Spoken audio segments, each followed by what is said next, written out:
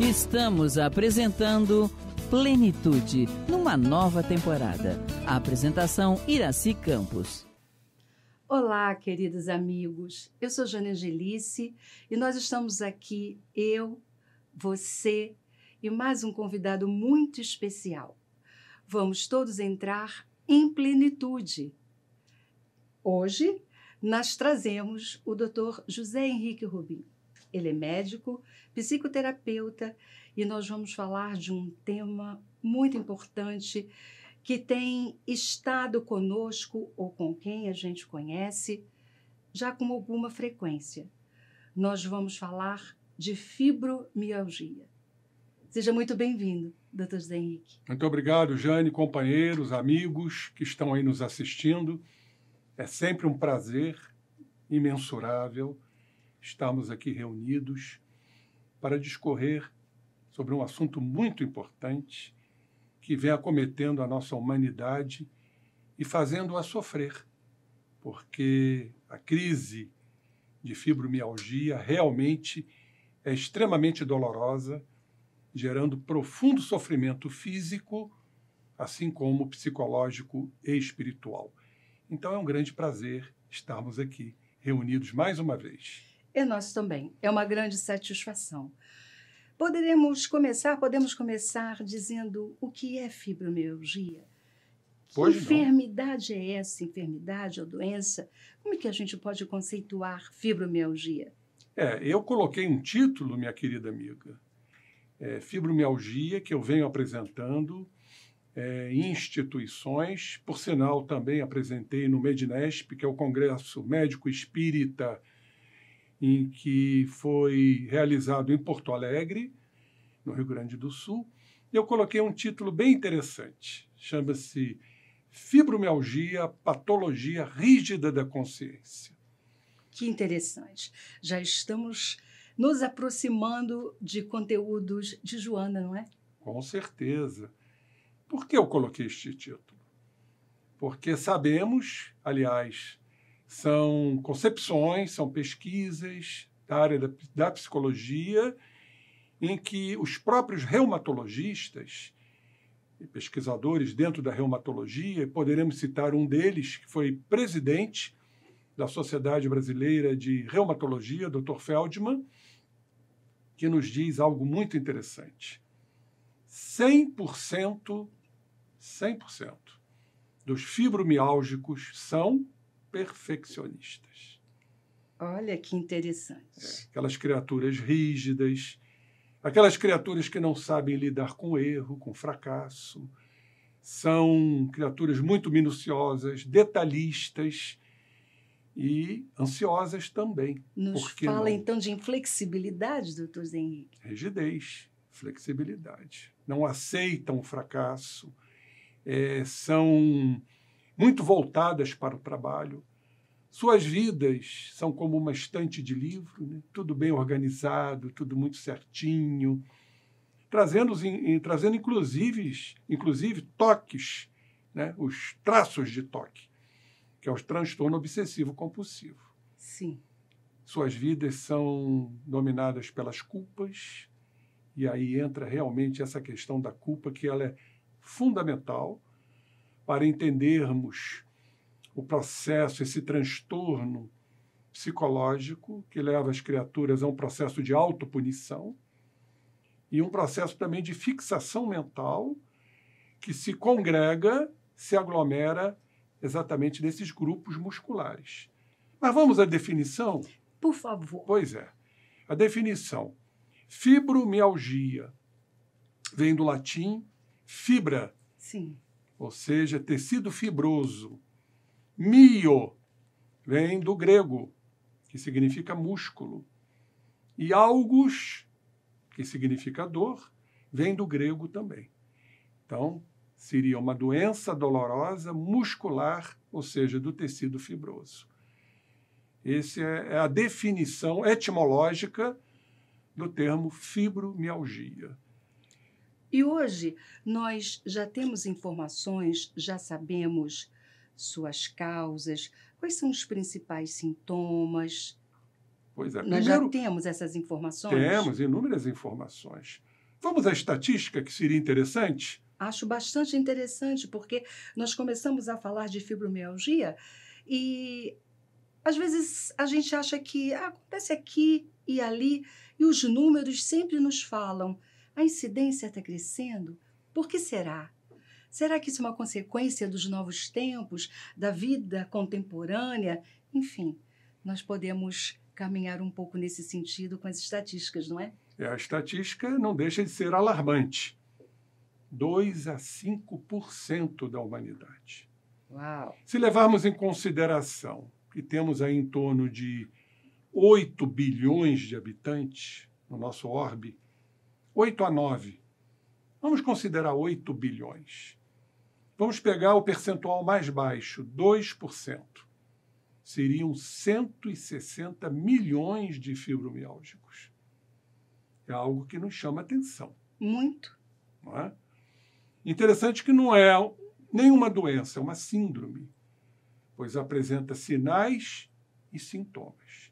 Sim. E não há um exame atual, laboratorial, que diagnostique a fibromialgia.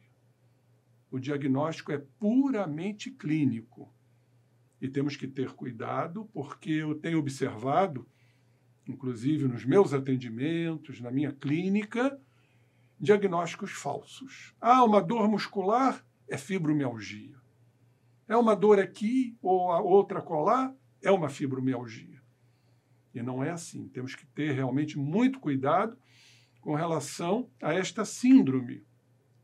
Ela se caracteriza fundamentalmente por 3 condições, vamos assim dizer. A primeira delas, a dor. A dor em determinados grupos musculares que chamamos de tender points, ou seja, são grupos musculares afetados. Para o diagnóstico preciso, seriam 11 pontos em 18. Pontos dolorosos em grupos musculares distribuídos pelo corpo.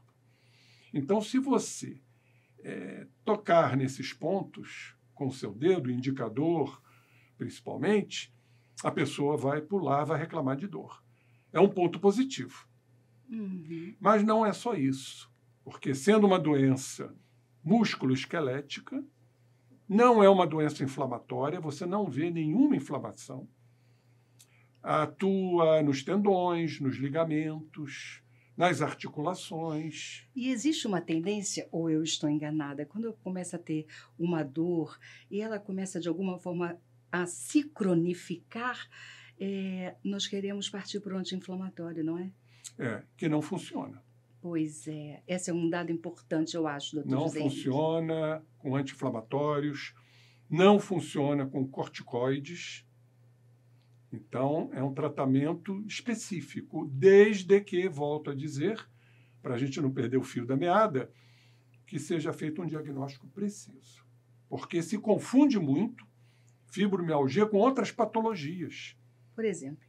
Por exemplo, osteoartrose, doenças do tendão, né, as tendinites, né, são muito as tendinocinovites, porque a fibromialgia também acomete,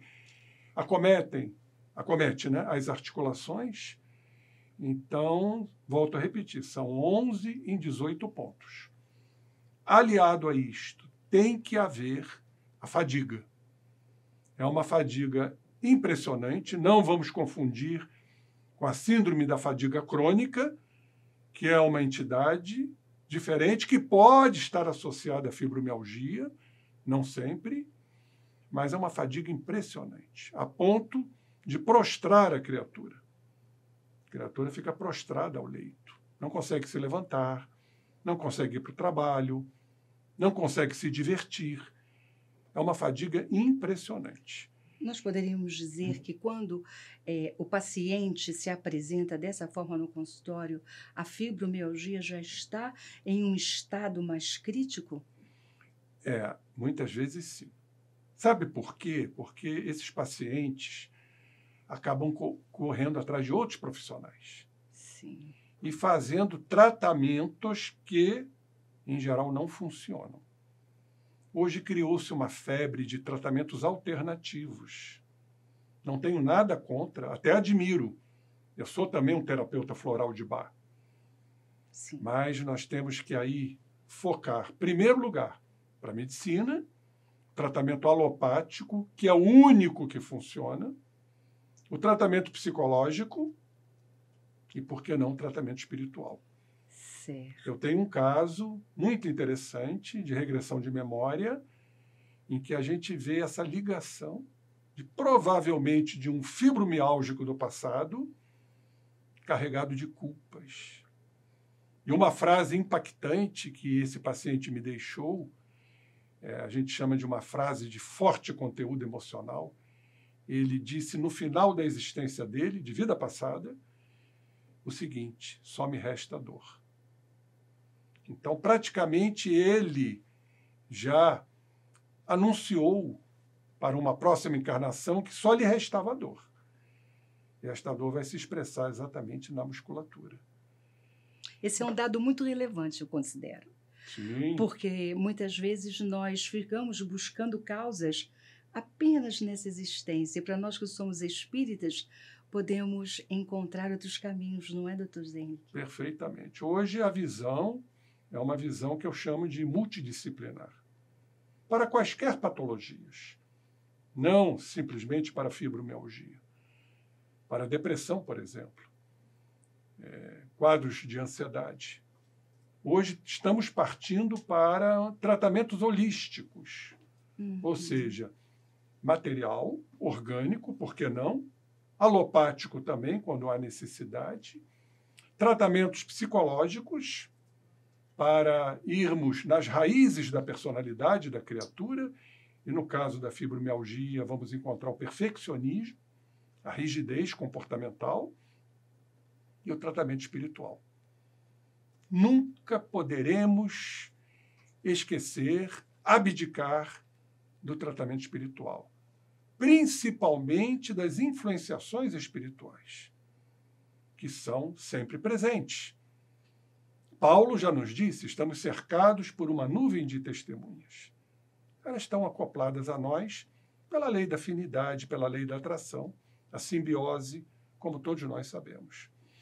Isso me lembra muito Leonel, da Escola dos Vingadores, do livro Ação e Reação, que eles estão lá observando o quê? O nosso tema básico, né? O nosso reflexo dominante de nossas personalidades, Sim. Nosso desejo central. E, no caso da fibromialgia, seria a culpa. A culpa adquirida, provavelmente, em existências anteriores. Mas só terminando o quadro clínico, que falamos dos pontos dolorosos, os tender points, falamos da fadiga e falamos do sono não reparador. Sim. Sabe aquela criatura que dorme, dorme, dorme e nunca consegue reparar a sua sonolência? Vive bocejando? Meu Deus, mas eu dormi 9 horas, 10 horas, parece que eu não dormi nada. Mas isso tem algo muito específico, muito interessante. E eu faço essa conexão com as questões espirituais. Eu me lembro muito bem que André Luiz, no livro Nos Domínios da Mediunidade, tem um capítulo que ele nos mostra a questão da fixação mental. Eu me lembro bem. Lembra-se desse capítulo, né? O que é uma fixação mental? O nome já está a dizer. E André Luiz diz que nós ficamos girando ao derredor dos nossos pontos nevrálgicos, alimentando e robustecendo aquela fixação. E, mais uma vez, isso nos remonta a Leonel, que nos robustece. O nosso tema básico, o nosso desejo central, o reflexo dominante de nossas personalidades. Há um robustecimento, ou seja, uma intensificação desta fixação mental, que no caso da fibromialgia, eu não vejo outra, é a culpa de um perfeccionista que não aceita o erro.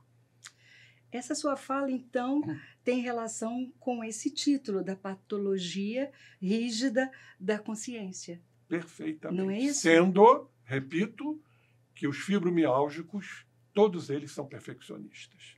Ah, qual é uma foto? Tem uma fotografia, um retrato que a gente possa assim, tá vendo essa imagem? Essa é a imagem do perfeccionista. Você já parou para pensar naquele que o seu lazer é o trabalho? Aquele que a gente chama hoje workaholic, Exatamente. E a síndrome de Burnout? não é? Trabalho no sentido de chegar à perfeição, até porque a sociedade exige isso. Hoje há, lamentavelmente, uma eleição aos melhores. A gente vê isso em todos os campos, profissionais, esportivos. Seja lá o que isso queira dizer. Perfeitamente. Então, isso leva uma criatura que já traz esta tendência, esta predisposição, adquirida em existência anterior, porque falhou, porque errou rotundamente e traz no seu bojo psicológico espiritual a questão da culpa, que a Joana chama muito bem de culpa tormentosa, porque tem a culpa assumida, não é? Eu errei, assumo, me arrependo, como Cristo nos anunciou, arrependei-vos, porque é chegado a vós o reino dos céus. O caminho para o reino dos céus é o arrependimento, mas não, é aquele que não admite o erro e cada vez mais se esmera em chegar à perfeição, que ele nunca vai atingir. Então há um esgotamento. E aí vem uma teoria que eu advogo, porque há uma migração energética para um determinado ponto, que no caso seria a culpa. E o que acontece? Isso é muito interessante. Você vai desabastecer o campo energético, espiritual, perispiritual e físico. Por isso a fadiga da fibromialgia. Por isso a fadiga da depressão. Desperdício, não é? Pois é, tudo concentrado naquele ponto. Robustecido e acolitado pelo mundo espiritual. Afim.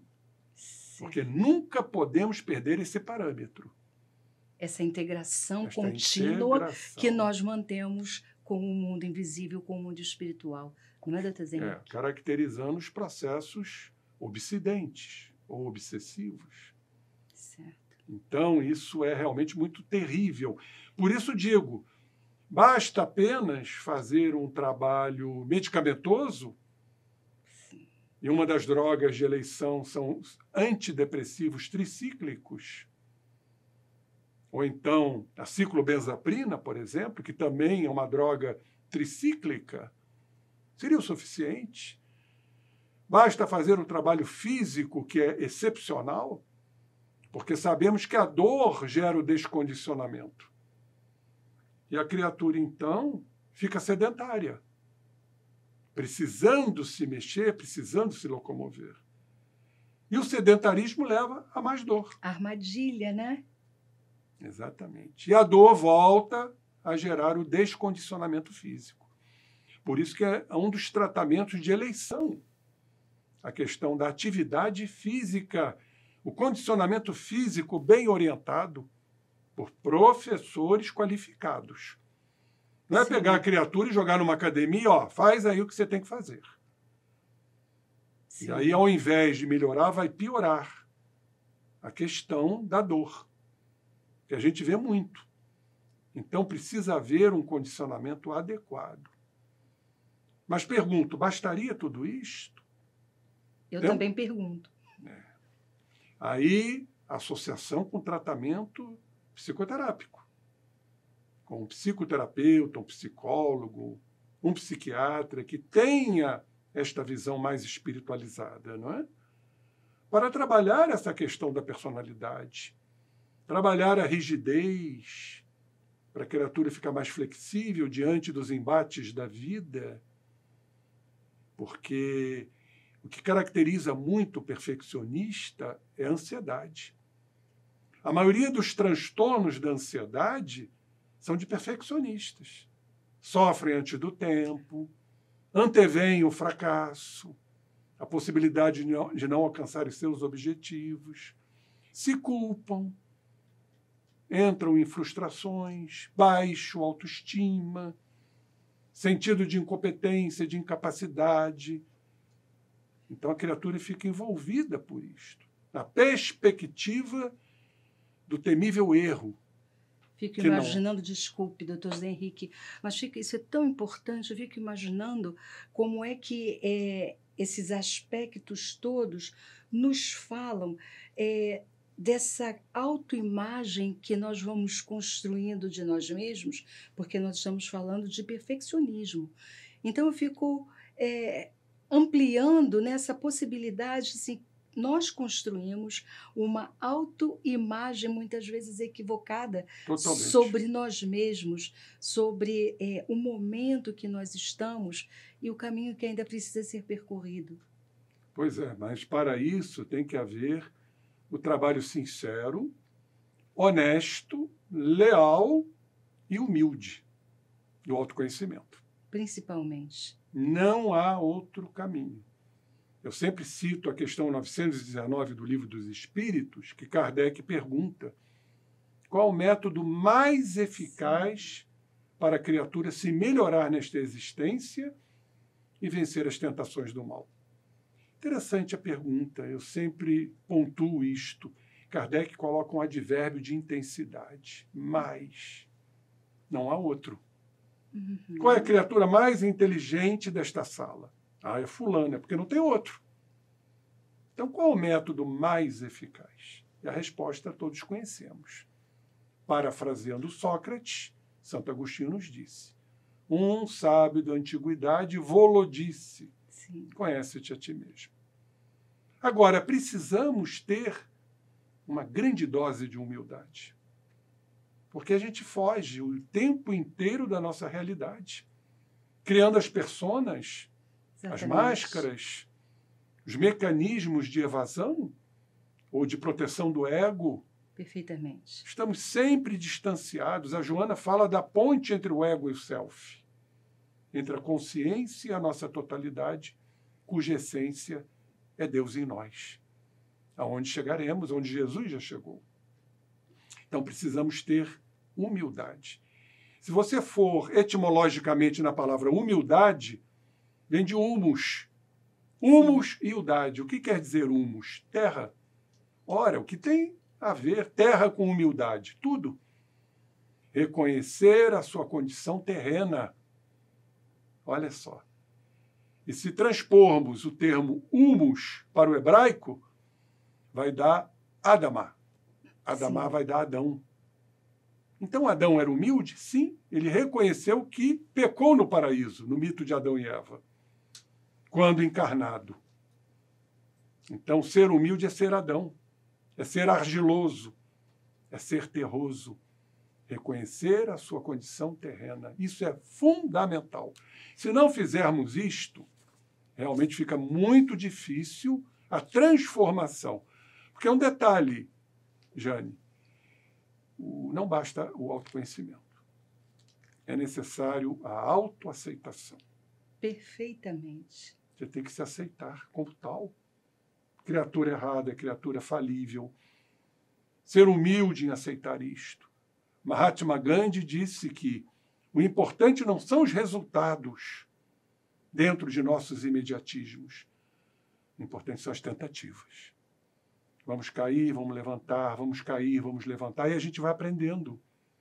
A gente vai se descondicionando, que somos refertos de condicionamentos. Exatamente. Paulo nos disse isso? Nos disse. O bem que eu quero fazer, eu não faço. No entanto, o mal que eu não quero fazer, este eu faço. Que excelsitude desse apóstolo, né? Poxa, essa é uma frase que eu entendo, nós precisamos sempre ampliar sobre ela e trazer. Se Paulo, que foi Paulo, que teve a história que teve, fala dessa dificuldade que nós temos de autossuperação, é porque nós precisamos ficar atentos, não é, doutor José Henrique? Muito atentos. O tempo inteiro. Porque quando praticamos o autoconhecimento, nós estamos ampliando nossas consciências para estados elevados de consciência, que vão se reproduzir no dia a dia. Por isso, a necessidade que Santo Agostinho nos recomenda, na questão 919A, de fazermos isto todas as noites. Porque é interessante, à noite, o espírito já se prepara para ingressar no mundo espiritual. O que vai acontecer? Um desdobramento. E Charles Fritz, um espírito que se comunicou para Leon Denis, nos disse que as memórias estão nas dobras do perispírito. Então, nós estamos aqui o quê? Dobrados. Exato. Porque se há um desdobramento, nós estamos tirando uma dobra. E elas afloram nesse período noturno, que a glândula pineal está trabalhando profusamente. A glândula do pensamento e da mediunidade. Então, tudo conspira a favor. O grande problema é que a gente não faz, não se lembra, não tem a prática, ou chega em casa está cansado, o homem quer ver um futebol, a mulher quer ver uma novela ou ver um filme, ou então tem o problema dos filhos. A gente chega, quando chega no leito, é para desabar. A gente tomba, não é, doutor Zé A Henrique? gente literalmente tomba. Eu costumo brincar que a gente não tem tempo, né? Que a gente não se permite, porque a gente chega num estado de tombamento. Então, exigido pela sociedade, né? não conseguimos fazer o exercício proposto, né? Perfeitamente. Nós temos que realmente reservar esse tempinho. Que sejam 5 minutinhos. Já vai ser de grande valia para o nosso trabalho espiritual. Chegou o momento do nosso intervalo. Já já nós voltamos. Estamos apresentando Plenitude, numa nova temporada. A apresentação Iraci Campos. Olá, queridos amigos. Voltamos com o nosso programa Plenitude. E hoje estamos trazendo o querido amigo, médico, psicoterapeuta, Dr. José Henrique Rubim. Estamos falando de fibromialgia. Vamos continuar? Vamos, Jane, estamos aí, à disposição. Então, vamos falar um pouco dos sintomas que acompanham essa doença. Quer dizer, será que nós, na primeira parte, exploramos todos os sintomas que acompanham ou doenças que acompanham a fibromialgia? Pois é, eu citei os 3 sintomas principais. Sim. Repetindo, para que a gente não esqueça, a questão dos pontos dolorosos, de 18, 11, são chamados tender points. Sim. Citamos a fadiga, muito importante, até dei aquela explicação da concentração de energia numa fixação mental, e o sono não reparador. Agora, temos outros sintomas muito frequentes. Por exemplo, a enxaqueca. A enxaqueca é quase que clássica nesses quadros. A gente vê muito isso. Temos algo também que nos chama muito a atenção, que corresponde a mais ou menos 33% do diagnóstico de fibromialgia. Ou seja, 1/3 é a disfunção temporomandibular. O bruxismo, né? As criaturas que têm aquela tensão nos músculos da deglutição, né? Sim. Dando essa disfunção temporomandibular que é muito frequente, da ATM, da articulação temporomandibular. Temos a irritabilidade, também bastante frequente, formigamento nos membros, o cólon irritável, que hoje já não se fala mais, hoje é síndrome do intestino irritável, também acompanhando os quadros fibromiálgicos. Processos, por exemplo, de cistites de repetição, a gente encontra com uma certa frequência, porque entendemos que, como a fibromialgia está muito ligada ao estresse, à ansiedade, há uma queda do sistema imunitário. Sabemos que os hormônios do estresse, quando são sintetizados na suprarrenal, são 2, não é? É o cortisol e a adrenalina. Sim. O cortisol atua diretamente no sistema imunológico. Por isso que quando estamos estressados, estamos vulneráveis a enfermidades, até um processo gripal, por exemplo. As criaturas ainda não se atêm para isso. A importância do equilíbrio mental para se preservar diante de possibilidades de enfermidades até costumeiras, um processo gripal, uma infecção de garganta.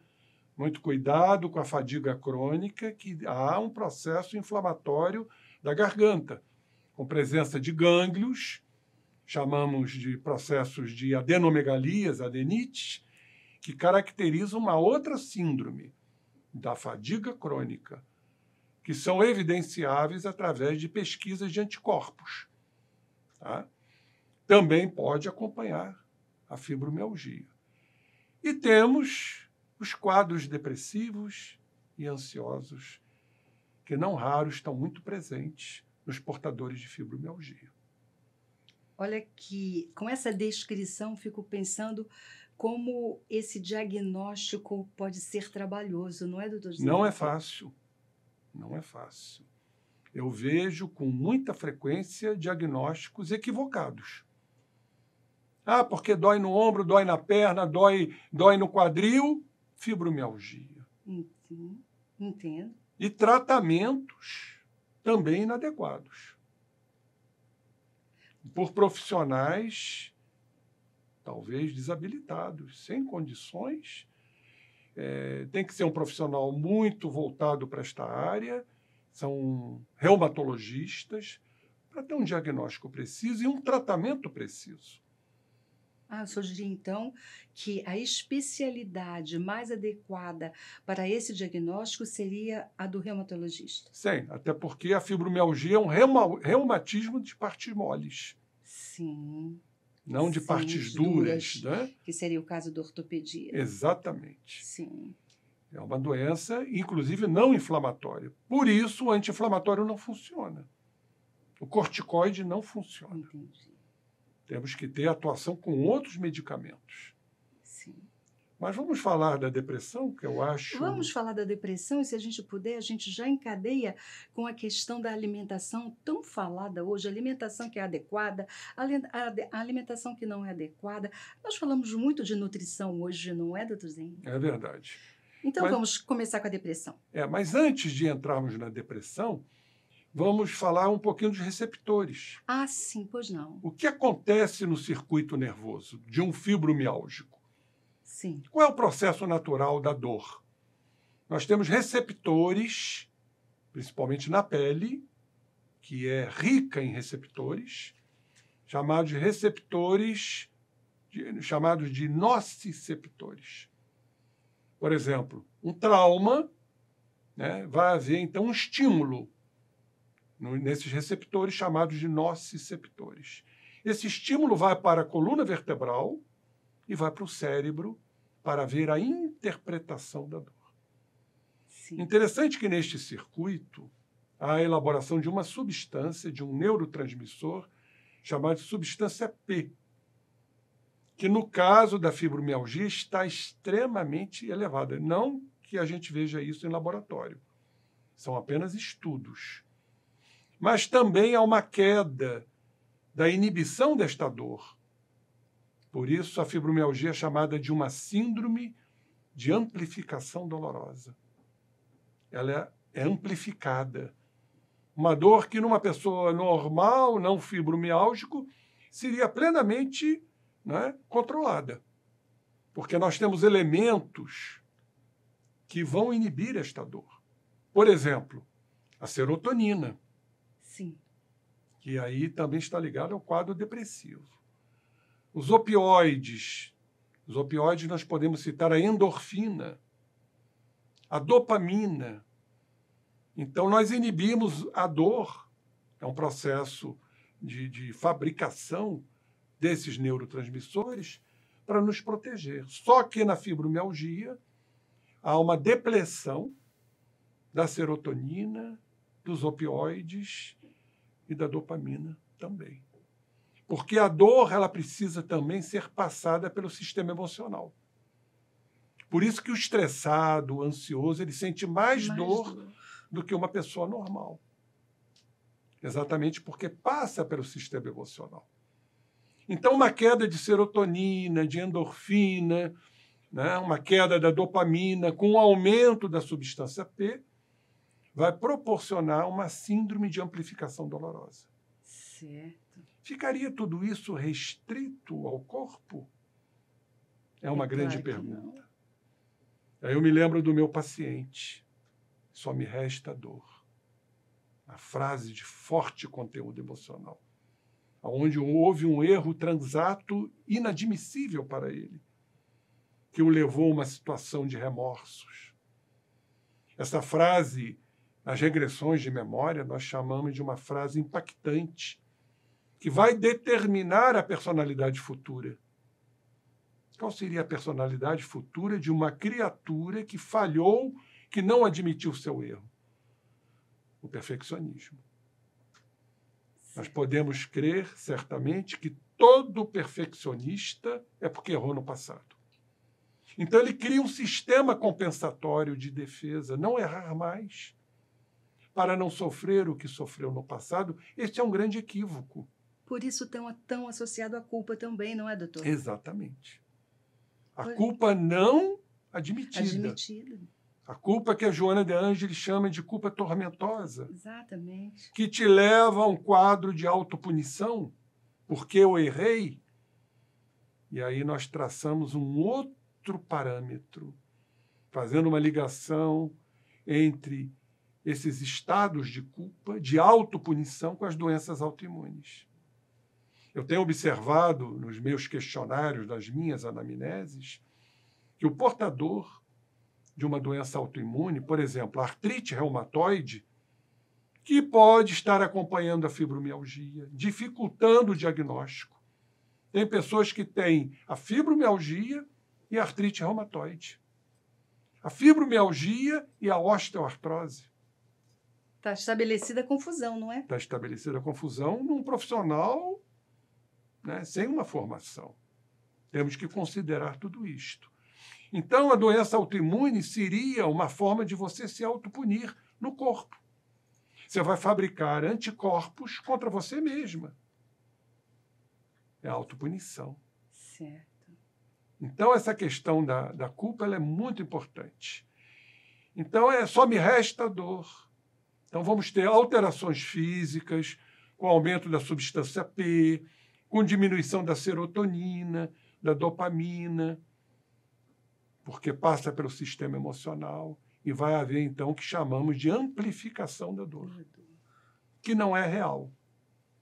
Poderíamos dizer, ela é psíquica, ela é espiritual. Por isso, a importância de entendermos o ser como um todo. E por isso também, da parte do paciente, a importância do autoconhecimento e da autoaceitação. Perfeitamente. É o caminho percorrido pelo paciente, não é, doutor?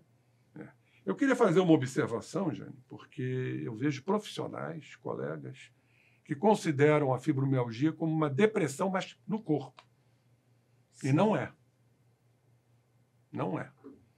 É muito, não vou dizer muito frequente, mas também não é infrequente termos fibromialgia e depressão. Mas como alguns profissionais que desconhecem a etiologia dessa enfermidade, eles afirmam categoricamente que a fibromialgia é uma depressão no corpo, e não é. Nós encontramos fibromialgicos sem depressão.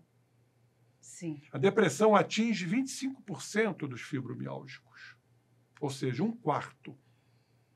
E criaturas que têm fibromialgia têm tido ou tiveram 50% de depressões ao longo da sua existência. Então, não é um diagnóstico que devamos nos fiar, porque isso é um grande equívoco.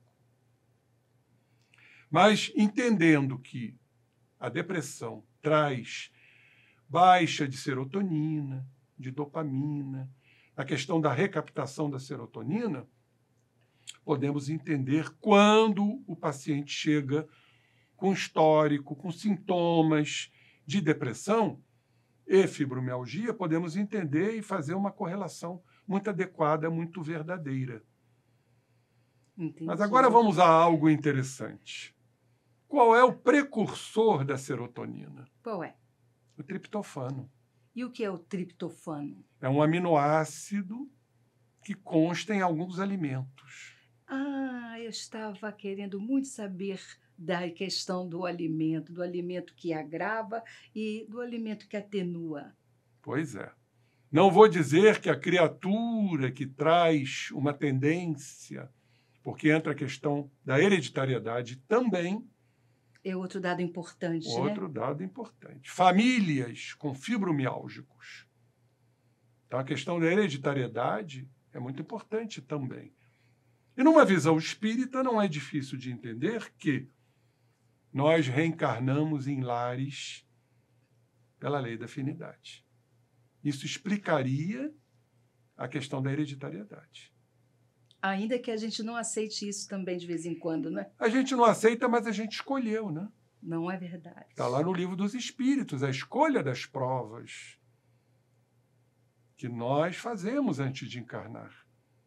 E a espiritualidade permite, porque eles sabem que reencarnando em lares onde estão ali desafetos do passado, criaturas que já prejudicamos, criaturas que nos prejudicaram, isso favorece, isso conspira a evolução. Por isso o termo que muitos usam, cadinho do lar. Sim. O cadinho é aquele recipiente onde se processam grandes transformações químicas em altíssimas temperaturas. É no lar onde tudo ferve, não é? Sim. E muito, né? E ferveu muito na pandemia, né? Que isso nos obrigou a ficar juntos. Será que a fibromialgia aumentou nesse período? Perfeitamente. Eu não tenho dados Estatísticos, É, né? até porque isso é uma questão nova, né? A pandemia foi Exato. recente, mas, quem sabe, em breve nós teremos dados estatísticos. Mas é plenamente cabível que isso possa ter aumentado, né, durante a pandemia. Eu acredito que sim, porque as pessoas todas muito próximas, e quando a gente está num relacionamento muito estreito e a gente tem essa característica do perfeccionismo, nada fica perfeito, né? Vamos combinar. Pois é. Segundo o olhar de quem é perfeccionista, claro. E o perfeccionista, Jane, muitas vezes projeta isso para o próximo, querendo que o outro seja perfeito. Você já reparou que o perfeccionista não delega? Não delega, ele precisa delega. fazer tudo, não é? Acha que dá conta de tudo. Aí vem a exaustão física.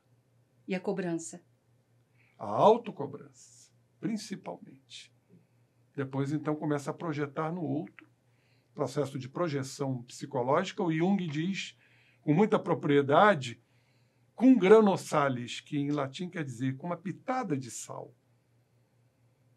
A gente está sempre cobrando com uma pitada de sal do outro, que muitas vezes não tem condições de nos fornecer.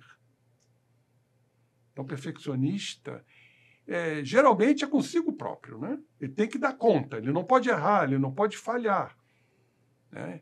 Ele é altamente atento a tudo que faz e nunca o satisfaz. Sempre vai achar um defeito. Vamos dizer, uma redação. Ah, faltou uma vírgula aqui, faltou um ponto aqui, será que está certo? Será que... Vejam como trabalha a mente do perfeccionista. A ansiedade. O ansioso come. Como há uma perda muito grande de energia, fruto da ansiedade, eles precisam repor calorias. E quais são os alimentos calóricos? São os que não têm triptofano. Olha. Uma coisa levando a outra. São os carboidratos, os sanduíches, né, as massas, macarrão. Não gosto nem de falar disso, vamos combinar, né? Mas que é gostoso, né? Poxa, muito. Fico pensando como isso, de alguma forma, fala das nossas carências também, não é, doutor Zenick? Perfeitamente. Então, há uma busca para repor essa perda energética. Quando a gente tem um problema de reposição energética, nós precisamos de glicose, de carboidratos. Certo. É o que nos dá energia temporária. Aí fica um círculo vicioso, porque come, fica sedentário, obesidade, mais ansiedade, mais descondicionamento. E se ele tem uma predisposição A fibromialgia, a gente costuma dizer que é um prato feito, né? É verdade. Existe, doutor José Henrique, alguma prevalência? É possível que a gente dizer que tem prevalência no gênero, ou seja, acontece mais em mulheres do que em homens, ou mais em homens do que em mulheres? 80 a 90% de fibromialgicos são do sexo feminino. Uau! Por que será? Questões hormonais, questões físicas e psicológicas e espirituais. A mulher é mais sensível, a mulher é mais delicada. A mulher é mulher, né? Sempre discriminada. Até hoje, sabemos, graças a Deus, isso está mudando. Mas a mulher sempre foi perseguida. A mulher foi criada para ficar no lar, para reproduzir. O homem vai ao trabalho e a mulher fica dentro de casa. Isso está mudando, ainda bem. Mas veja bem, isso está na memória da mulher, no inconsciente. E entre as questões hormonais, aquele período chamado de transtorno disfórico pré-menstrual, porque TPM toda mulher tem, transtorno pré-menstrual. Mas quando há uma patologia, um desequilíbrio, nós chamamos de transtorno disfórico pré-menstrual, onde há um desequilíbrio emocional, onde os transtornos de ansiedade aparecem, eclodem. Então, todos esses componentes favorecem, no caso da mulher, a ter a fibromialgia, 80 a 90%. E eu fico pensando que talvez por conta de todo esse histórico, a culpa também seja uma característica, não é? Do gênero feminino. Sem dúvida nenhuma. Culpa que ela traz de existências anteriores, onde ela foi massacrada, onde ela foi discriminada. Atire a primeira pedra aquele que não tiver pecado. A questão da adúltera. Sim. De um marido que era muito mais adúltero do que ela, no entanto, dentro da lei de Moisés, que ainda está presente entre nós. Será que nós evoluímos suficientemente, né, para que a gente possa dizer não? Já houve um distanciamento dessas leis tão rígidas, as leis de Moisés, olho por olho, dente por dente. Isso está presente ainda em nós. Ainda estamos sob a vigência de preconceitos. Certamente. Muito fortes. Eu costumo dizer que ignorância, no sentido de desconhecimento, aliado ao preconceito, gera o fanatismo. E o fanático, ele não tem outra visão.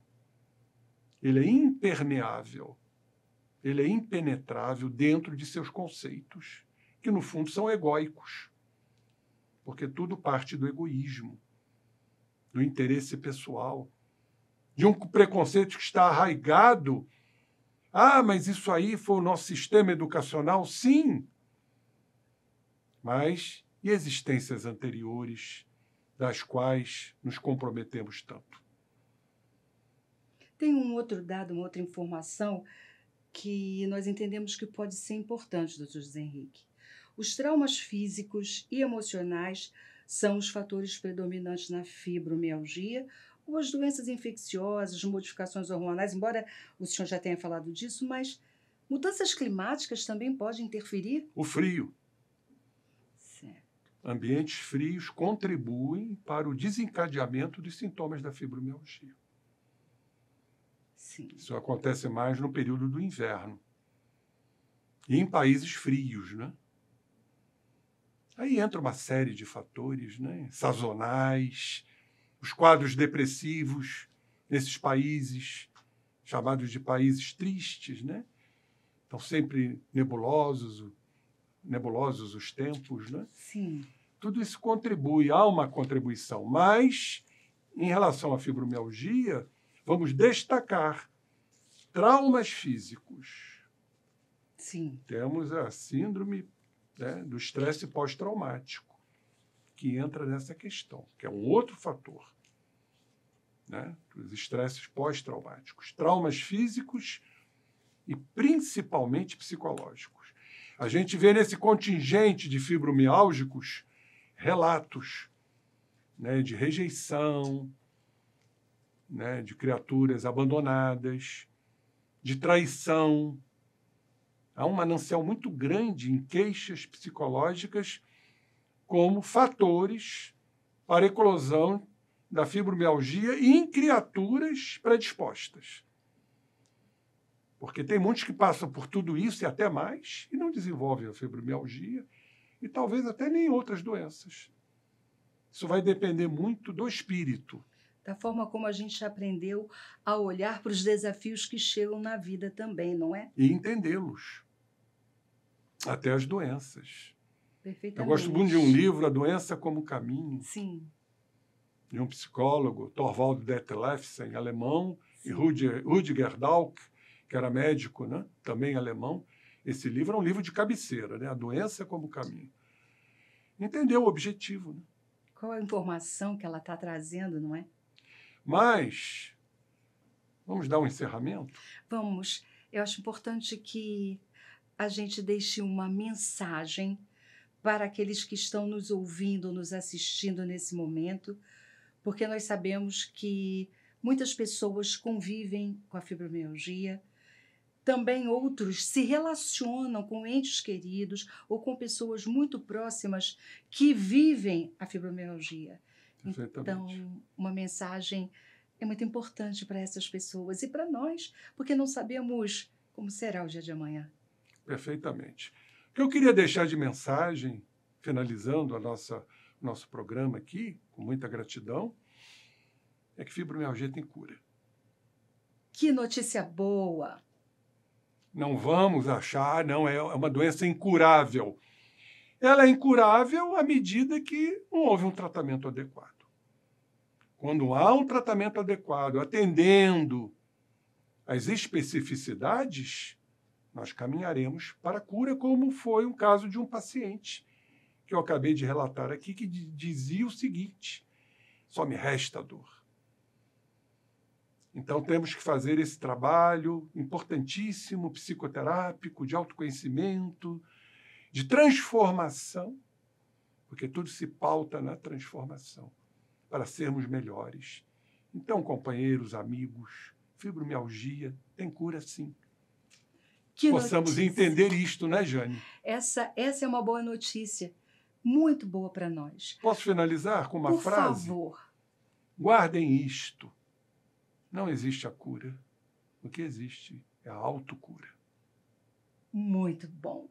Nós queremos muito agradecer a sua presença aqui conosco. Estamos sempre aprendendo. É tão importante nós termos informações seguras, adequadas, que venham falar das nossas questões e das nossas necessidades. Cada vez mais buscando essa plenitude de que Joana de Ângeles nos fala todo o tempo. Até qualquer momento, até qualquer hora.